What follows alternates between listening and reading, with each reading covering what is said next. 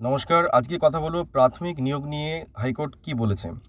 মামলার গেরোয় আটকে প্রচুর যোগ্য প্রার্থীরা, প্রাথমিকে কত শূন্যপদ রাজ্যের কাছে জানতে চেয়েছে হাইকোর্ট। বুধবার নির্দেশ দেওয়ার সময় হাইকোর্ট এটা স্পষ্ট করে দেয়, রাজ্য সরকার শিক্ষকের যে তালিকা দেবে তাতে যেন সুপার নিউমেরির পোস্টের উল্লেখ না থাকে।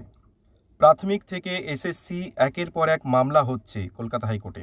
সেই মামলার জেরে প্রকৃত যোগ্য যে সমস্ত চাকরি প্রার্থী রয়েছে তারা আটকে পড়ছে, এমন অভিযোগ আগেও উঠেছে, এখনও উঠছে। বুধবার সেই নিয়ে পর্ষদের ভূমিকায় বিরক্ত প্রকাশ করলেন বিচারপতি রাজাশেখর মান্থা।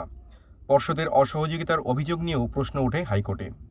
2014 সালের প্রাথমিক শিক্ষক নিয়োগ পরীক্ষার উর্দু প্রশ্নপত্রে ভুল ছিল বলে অভিযোগ ওঠে। বুধবার বিচারপতি মান্থার এজলাসে সেই সংক্রান্ত এক মামলার শুনানি ছিল। সেই মামলার শুনানির সময় প্রকৃত যোগ্যদের চাকরির বিষয়টি উত্থাপিত হয়, যা শুনে বিরক্ত প্রকাশ করেন বিচারপতি মান্থা। তিনি নির্দেশ দেন, আগামী 17 এপ্রিলের মধ্যে রাজ্য সরকারকে রিপোর্ট দিয়ে জানাতে হবে প্রাথমিকে কোন জেলায় কত শূন্যপদ রয়েছে। সেই সঙ্গে রাজ্যে বর্তমানে প্রাথমিকে কতজন শিক্ষক রয়েছেন সেটাও জানাতে বলা হয়েছে।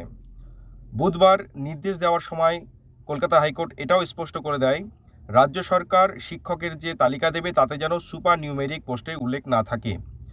বিচারপতি মান্থার পর্যবেক্ষণ, আদালতে মামলার জন্য যেসব যোগ্য প্রার্থীর নিয়োগ আটকে গেছে তাদের নিয়োগ কোনোভাবে আটকে যেন না থাকে।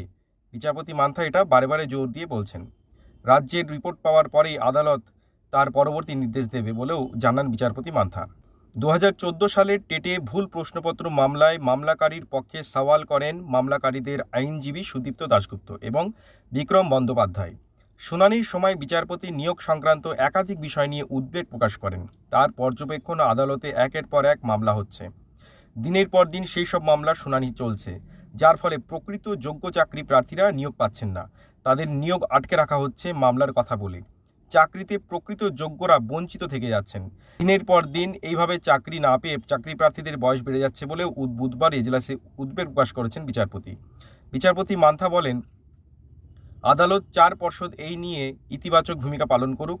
তাদের অসহযোগিতাতেই নতুন নিয়োগ বাধাপ্রাপ্ত হচ্ছে বলে মনে করে কলকাতা হাইকোর্ট। আপনাদের এই পুরো বিষয়টা নিয়ে, প্রাথমিক নিয়োগ একের পর এক যে মামলা হচ্ছে, এটা নিয়ে কী বলার আছে?